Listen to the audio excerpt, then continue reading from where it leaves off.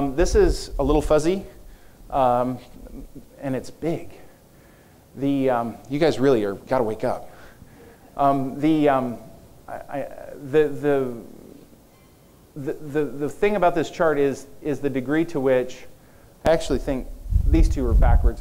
What we call projected is actually the lower middle bar, and that's what our actual discounted projections of polysilicon production are. And the potential is if everybody does what they say they're going to do, it would be much higher. You can see how much higher it would be, particularly in China, the degree to which we discount a lot of the projected or potential production in China. And but across the world, if you added up all of that potential production, I think it would be, I don't remember the numbers exactly, but it's like 300,000 metric tons versus of total supply versus I guess 150 or 145. So it's nearly twice globally if everybody does what they say they're going to do, and nobody else makes an announcement. So these are all things that you have to kind of work through in your methodology. But a lot more could come online than we have in our projection if it turns out that our discounting methodology is too aggressive. It is expensive to bring this stuff on, and the expense varies across a lot of different technologies for the polysilicon.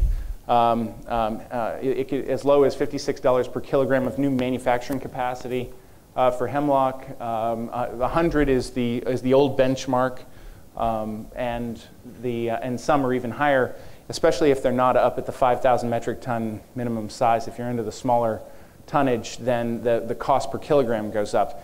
In fact, according to these estimates, it's almost as cheap to build a 5,000 ton plant in aggregate than it is to just build a 3,000 ton plant. So there's a logic and methodology there. And if you go up to the 10,000, you might be able, and you're building in Korea, you might be able to get it down below the $100 per kilogram. And if you're hemlock and you've just built lots of them, maybe you're very good at it. If you have a met grade process, you can probably get it down to $5 per kilogram, but there's some real questions about the degree to which this solar grade material is going to be useful. And this is another huge debate in the industry right now with the impurities that it has, and that it's not quite as pure, 6,9s pure versus 9,9s pure using traditional processes. But we still think that the met grade stuff is going to be a factor. It's probably going to be a factor as a blend in some of the traditional manufacturing processes. But one of the biggest concerns about met grade is the degree to which it can or will degrade the performance of the modules.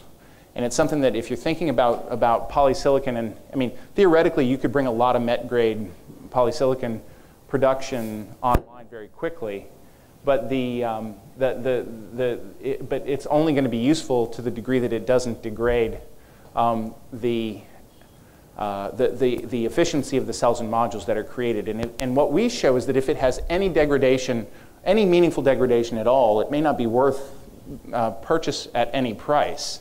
And the way to think about that is that in the fully loaded cost of a module, the polysilicon is such a small piece of the, I mean, it's big, and if you think about polysilicon plus wafer plus profit, and you think about the prices that some people are paying, their blended average cost, these pie pieces will move around a little bit. But but for a real, what we think of as a production scale, good purchase of long-term contracts, much closer to those long-term contract prices that were signed in 06 and 07. The actual poly is a small piece of the total module, and the module, of course, is only a piece of the total system.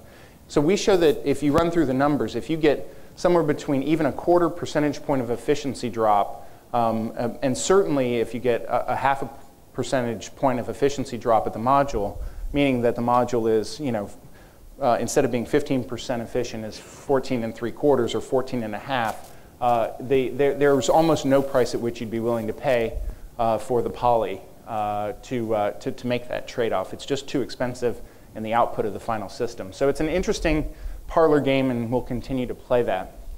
And we'll continue to monitor it in our reports.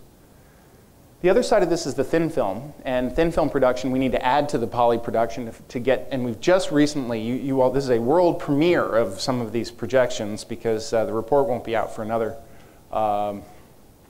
3 days, apparently. Oh crap, excuse me, I have to go finish a report. We track over 135 thin film companies. We did the first report in Q2 of '07, and we came up with some pretty startling conclusions at that time about the number of companies and how far along they were in thin film production, not just the research and development, because in PV News we've been tracking the thin film industry for a long time, and made some proclamations of its eventual success, which may even turn out to be true, but perhaps not at the time frames that we expected. But when we did this bottoms-up review of all these companies starting in Q2 of '07, and then this recent data process that we've spent the last 4 or 5 months doing our calls and confirmations and everything about thin film production, is turning out that this is moving faster than anyone credibly could have suggested without getting booed off the stage a year ago. So we'll test it out today and see if that's different.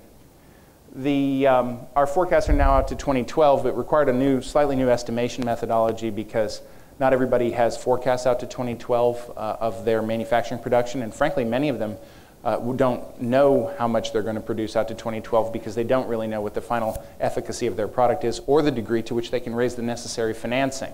So there's a couple of different gating factors on whether you're going to be a major thin film player. Only one is technology. The other is frankly business model and your ability to finance the expansion. A lot of people who have good balance sheets but not a lot of technology are going to get in by buying amorphous silicon manufacturing lines from either Applied Materials or Oerlikon, and that's why amorphous gets to be such a large part of the number of companies getting into the space.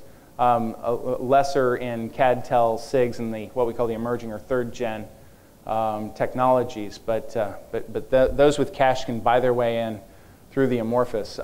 This is First Solar. It's the leading thin film company in the world. Their costs are less than $1.25 a watt to make a module, and they'll be less than $1 a watt by.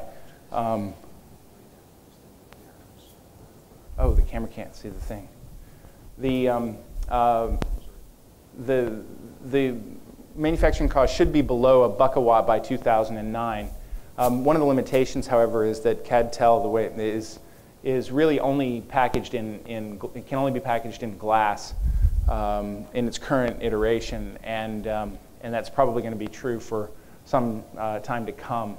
The amorphous silicon, there's 2 ways to do it. You can do it on the left using a flexible stainless steel substrate like Unisolar does and deposit things in multiple layers on top of that, or you can use a plasma-enhanced chemical vapor deposition, very similar to the way displays are made on the right, and that's very much the methodology that Oerlikon, Applied Materials, a number of other equipment manufacturers, and now Sharp are all going to try to get into some variant of this. And they use amorphous and a microcrystalline, which they term micromorph. The SIGs technology, this is a pretty generic chart. Essentially, you can use almost anything for the back substrate, glass, stainless steel, some kind of plastics, and there's many different deposition processes and it's really interesting to think about the potential economics of all the different deposition processes. SIGs is an intensely difficult absorber layer to assemble, and but it does have the ability to be the most efficient among the thin film technologies that are near commercialization. And there are a number of companies that are really close to commercialization and have ample cash from venture-backed. If you look through all the venture rounds, a lot of money has gone into the SIGs production.